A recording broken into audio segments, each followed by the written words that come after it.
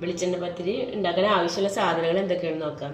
1 glass പുട്ടുപൊടി, 1 glass പത്തിരിപ്പൊടി, 2 teaspoon ഉപ്പുപൊടി, പിന്നെ ആവശ്യത്തിന് വെളിച്ചെണ്ണ, പിന്നെ 1/4 കപ്പ് തേങ്ങ എടുത്തിട്ടുണ്ട്, ഒരു 20 ചുവന്നുള്ളി, 1.5 ടേബിൾ സ്പൂൺ പെരിഞ്ജീരകം പൊടിച്ചത്, പിന്നെ നമുക്ക് പത്തിരി വാട്ടാൻ ആവശ്യമുള്ള ഒരു 1.25 ഗ്ലാസ് വെള്ളം.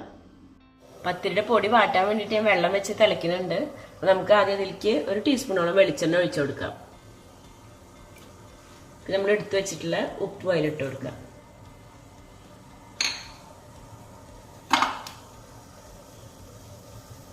ഈ പുട്ടുപൊടി ഇതിലേക്ക് ഇടുന്നുണ്ട്. ഈ പത്തിരിപ്പൊടി ഇട്ട് കൊടുക്കാം.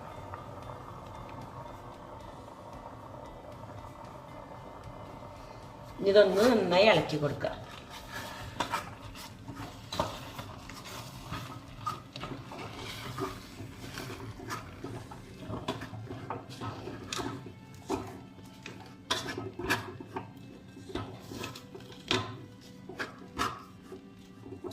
നമ്മൾ പൊടി വാട്ടിയെടുത്തിട്ടുണ്ട്. ഇതൊരു 5 മിനിറ്റ് നമുക്കൊന്ന് അടച്ചു വെക്കാം. ആ സമയം കൊണ്ട് നമുക്ക് തേങ്ങയും പെരിഞ്ജീരകവും ഉള്ളിയും കൂടി ഒന്ന് ചതച്ചെടുക്കാം.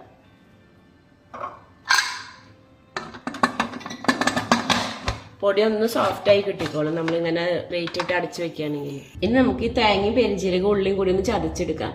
അപ്പോൾ ഉള്ളി നന്നായി ചതഞ്ഞ് കിട്ടാൻ വേണ്ടിയിട്ട് വലിയ ഉള്ളി ആയതുകൊണ്ട് നമുക്കൊന്ന് മുറിച്ചിട്ട് കൊടുക്കാം.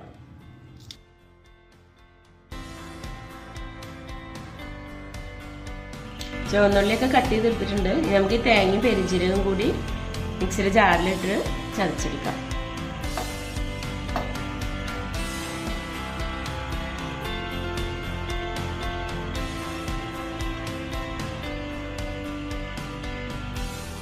ഇനി നമുക്ക് ചതച്ചെടുത്തിട്ടുള്ള തേങ്ങ ഈ മാവിലിട്ട് മിക്സ് ചെയ്തെടുക്കാം.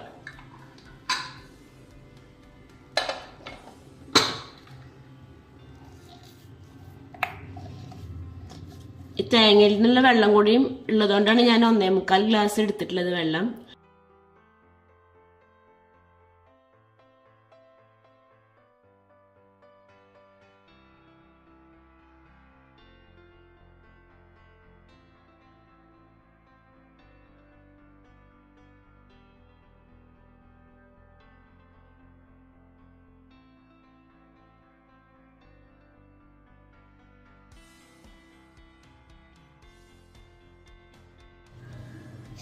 പത്തിരിയുടെ മാവ് ഞാൻ നന്നായി കുഴച്ചെടുത്തിട്ടുണ്ട്.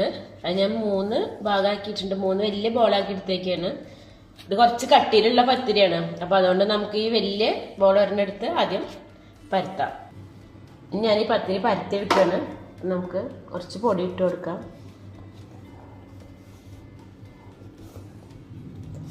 ഇത് നമ്മൾ പത്തിരിപ്പൊടിയാണ് എടുത്തിട്ടുള്ളത്. ഇനി ഇത് മുറിച്ചെടുക്കാനുള്ളതായതുകൊണ്ട് ഷേപ്പൊന്നും നോക്കേണ്ട ആവശ്യമില്ല. നമുക്ക് എത്ര കട്ടിയാണ് വേണ്ടതെന്നുണ്ടെങ്കിൽ ആ കട്ടിക്ക് അനുസരിച്ചിട്ട് നമുക്ക് പരത്തിയെടുക്കാം. എന്നിട്ട് നമുക്ക് ഇഷ്ടമുള്ള അളവിൽ മുറിച്ചെടുക്കാം.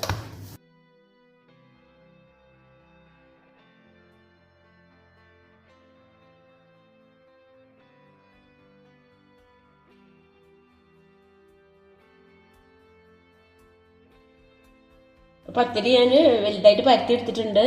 ഇത്ര കട്ടിയിലാണ് എടുത്തിട്ടുള്ളത്. നമ്മളെ ഇഷ്ടത്തിനനുസരിച്ചിട്ടുള്ള കട്ടിയിൽ നമുക്ക് പരത്തിയെടുക്കാം.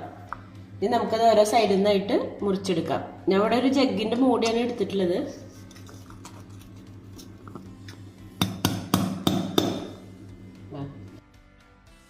അതുപോലെ നമുക്ക് ഓരോ സൈഡിൽ നിന്നായിട്ട് മുറിച്ചെടുക്കാം.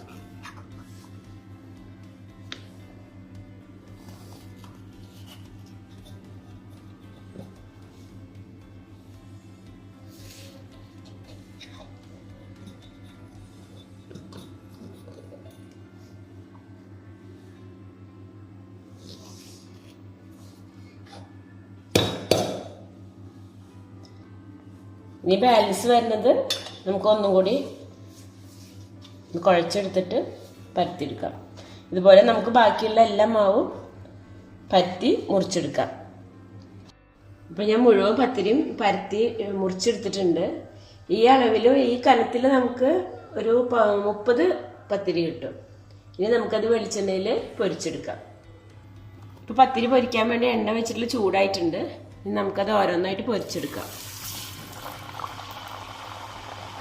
കട്ടിയുള്ള പത്തിരി ആയതുകൊണ്ട് കുറച്ച് സമയം കഴിയുമെന്ന് പൊള്ളിച്ച് വരാൻ. പൊന്തി വന്നു കഴിഞ്ഞാൽ നമുക്കത് മറിച്ചിട്ട് കൊടുക്കാം.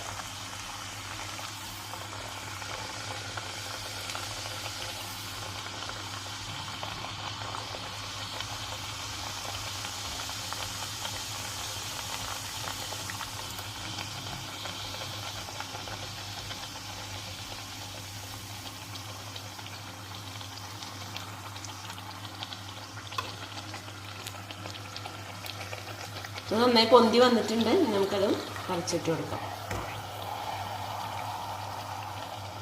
പൊരിച്ചിലൊക്കെ നമ്മളെ ഇഷ്ടത്തിനനുസരിച്ച് ആക്കിയെടുക്കാം. നല്ല മുരിഞ്ഞിട്ടാണ് ഇഷ്ടം എന്നുണ്ടെങ്കിൽ അങ്ങനെ എടുക്കാം, അതല്ലെങ്കിൽ അധികം മൊരിയാതെ നമുക്ക് എടുക്കാം. പത്തിരി മൊരിഞ്ഞ് വന്നിട്ടുണ്ട്. ഇനി നമുക്കത് എണ്ണയിൽ നിന്ന് മാറ്റാം. ഇതുപോലെ നമുക്ക് എല്ലാ പത്തിരിയും പൊരിച്ചെടുക്കാം.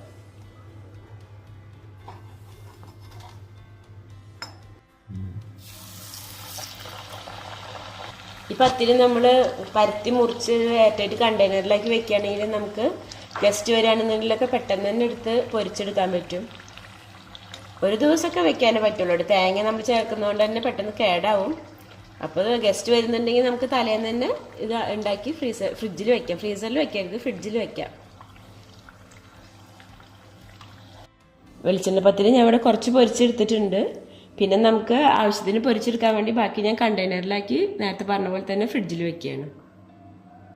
ഇപ്പം നമ്മളെ വട്ടുപത്തിരി റെഡി ആയിട്ടുണ്ട്. ഇത് ചിക്കൻ കറീൻ്റെയും ബീഫ് കറീൻ്റെയും അതുപോലെ തന്നെ ചിക്കൻ ഫ്രൈൻ്റെയും ബീഫ് ഫ്രൈയുടെയും എല്ലാം കൂടെ നല്ല ടേസ്റ്റാണ്. വെറുതെ കഴിക്കാനും ഈ പത്തിരി നല്ല ടേസ്റ്റാണ്. അത് നിങ്ങൾ ട്രൈ ചെയ്ത് നോക്കുക. ഫീഡ്ബാക്ക് കമൻറ്റ് ചെയ്യുക. നിങ്ങൾക്ക് എൻ്റെ വീഡിയോ ഇഷ്ടമെങ്കിൽ ലൈക്ക് ചെയ്യുക, ഷെയർ ചെയ്യുക, സബ്സ്ക്രൈബ് ചെയ്യാത്തവരുണ്ടെങ്കിൽ സബ്സ്ക്രൈബ് ചെയ്യുക.